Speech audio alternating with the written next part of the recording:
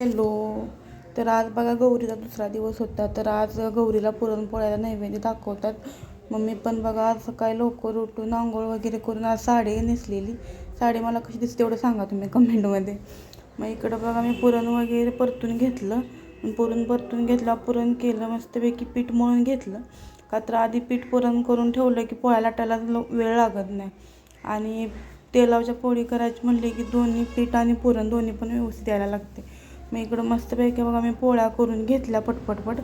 पोळ्या किलो लागले तर आमटी करायची होती, मसाला पण करून ठेवलेला. मग आता इकडं आमटी टाकायला घेतली.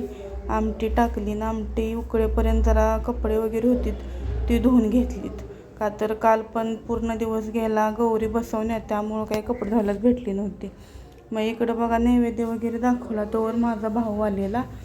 मग त्यांच्यासोबत तिथं जेवायला थांबलेलो. मग आम्ही सर्वांनी मस्तपैकी जेवण केलं.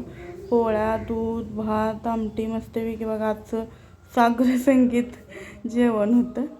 मग जेवण आवरून ह्यांना दोघांना जायचं होतं म्हणून यांची गडबड चाललेली. मग शेवटी जेवलो आणि यांना बघा सोडायलाच आलो दारापर्यंत. तर आजच्यासाठी बस एवढंच.